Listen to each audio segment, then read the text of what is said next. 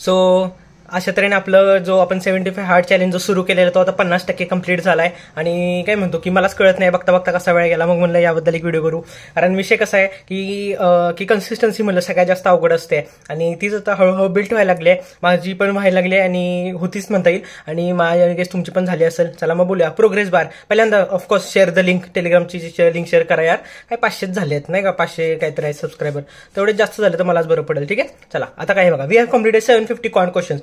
मला लय भारी वाटते डूड. आपण जे म्हणलेलं की आपण 1,500 क्वेश्चन्स घेणार, 50% झाले म्हणजे आपण ना आता काही त्याच्या 36-37 दिवस आहे, आपण ना 750 क्वेश्चन्स कव्हर केले. 750 क्वेश्चन्स खूप झाले. आणि सगळ्यात इम्पॉर्टंट काय, एका दिवशी नाही केलेले आपण, दररोज 20-20-20-20. म्हणजे ना मी आता तुम्हाला म्हणतोय की तुम्ही मला काय म्हणतो, तुम्हाला आठवत असणार की तुम्हाला त्या दिवशी तो व्हिडिओ आला असणार नाही का की आपण 75 हार्ड सुरू करतोय मॅथ्सचं. आणि मला माहित आहे की मी बघितलं पहिल्या दिवशी व्ह्यूज खूप होते, फुल डाउनलोड्स पण काहीतरी ह्याला 600-700 होते. मग कारण प्रत्येक जण म्हणतं चला डे 1 आहे, पण ना तेच आहे, कन्सिस्टन्सी अवघड गोष्ट आहे. कारण कन्सिस्टन्सी ना काय म्हणतो बिल्ड करणं खूप अवघड आहे. आणि मला माहिती आहे आणि आता मी बघतो की व्ह्यूज किती 30-40 असतात, डाउनलोड्स पण काहीतरी 80 असतात.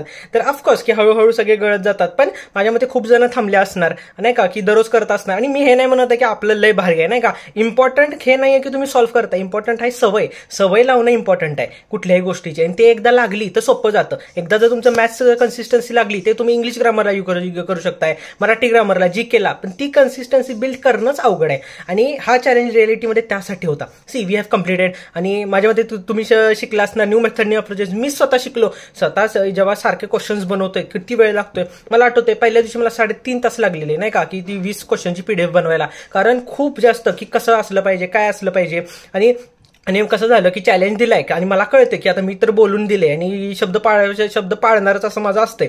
ऑफकोर्स दरवेळी नाही झालं, काय वेळी आपण ब्रेक घेतला, पण मॅक्झिमम शब्द पाळणार. तर मला भरपूर वेळ लागलेला. आणि सी मी इम्पॉर्टंट काय म्हणतोय की अवघड असतंय काय. आता ह्या ना 35 दिवसात ना किती काय गोष्टी ते घडल्या, पण तेवढी पण मॅनेज करून तुम्ही पण सॉल्व्ह केलं. मला पण आठवतंय की मी किती वेळा सकाळी 5ला उठलोय, रात्री 2 पर्यंत जागलोय. का, कारण आता सकाळी पीडीएफ तर पडली पाहिजे.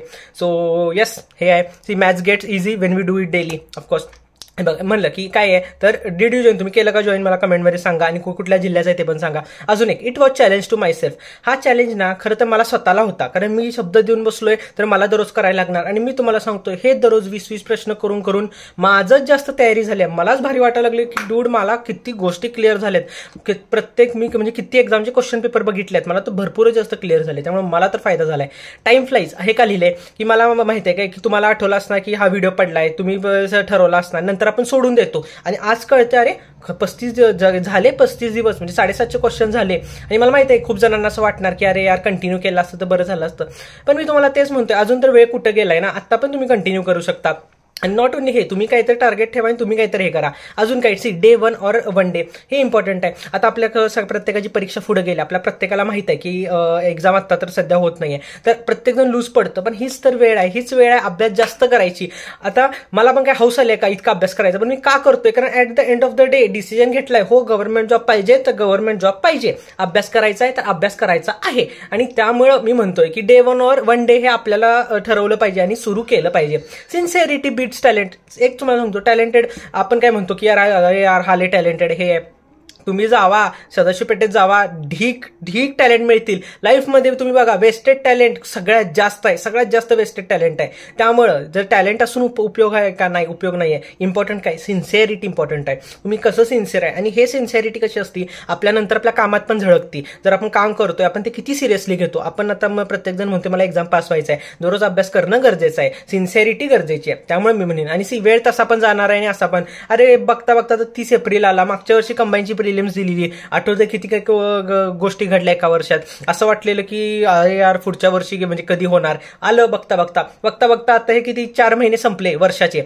तेच म्हणतोय वेळ असा पण जातोय. इम्पॉर्टंट काय आहे, प्रोग्रेस इम्पॉर्टंट आहे. आपण जर काय म्हणतो की जर जानेवारीत आपण जर लाईफच्या 40% होतो तर ऍटलिस्ट आपण 45ला गेलं पाहिजे ह्या 4 महिन्यात. जर आपण तिथंच थांबलोय, अभ्यास नाही करत आहे तर अवघड आहे. त्यामुळे मी म्हणतोय अजून काय नॉन सेन्स ऑन टेलिग्राम. आई शपथ, जे मी दररोज बघतोय मला इतकं ना असं म्हणजे डोकंच फिरतं नाही का, जसं इंस्टाग्रामचे कमेंट्स वाचून फिरतं. ग्रुप सी रिझल्ट टेम्पटेशन, प्रत्येक हे की आज रिझल्ट, आज आग लागली काय आपलं आग टाकतात. नंतर काय की ग्रुप सी रिझल्ट सोमवारी नक्की, नंतर सोमवारी या आठवड्यात नक्की, आणि आज पण आलं की सोमवारी फिक्स. कायच्या काय आता आपण पण टाकू शकतोय का, कारण प्रत्येकाला वाटतं अरे रिझल्ट लागणार आहे. मी काय म्हणतोय, रिझल्ट लागून करणार काय आहे, तुमचं टायपिंग प्रॅक्टिस झाल्या का, स्पीड येते का, तरी त्याला अर्थ आहे. आज रिझल्ट लागू दे, उद्या रिझल्ट लागू दे. तसं पण जॉईनिंगला वेळ लागतोय. तर ते म्हणजे ना ते बघणं सोडून द्या, किंवा जे सारखं असते ना अरे यार की कधी लागणार आहे रिझल्ट. अजून काय बंपर भरती. आता मी पण काय की आता की ह्यावेळी जी 2023ची प्रिलिम झाली तर माझं होतं अरे जागा जास्त आल्या पाहिजे. काय उपयोग आहे जागा जास्त येऊन, इथं प्री निघणार, राज्यसेवेची प्री नाही निघली आणि माझं काय चाललंय की नाही यार की ऍड आहे ना 1000च्या वरती आली पाहिजे. अरे निघत्या काय, इम्पॉर्टंट ते आहे, अभ्यास हाय का रेडी. मग त्यामुळे मला कळालं की बंपर भरती जागा जास्त काही फायदा नाही जोपर्यंत स्वतः आपण ते नाही काढलाय, लायकीचं नाहीये, आपण लेवलचं नाहीये, उपयोगच नाहीये. आता मी काय म्हणतोय की एसटीच्या जास्त जागा निघू दे, अरे 700 निघू दे, 1000 निघू दे, माझी प्रीच नाही निघली, मला उपयोग काय.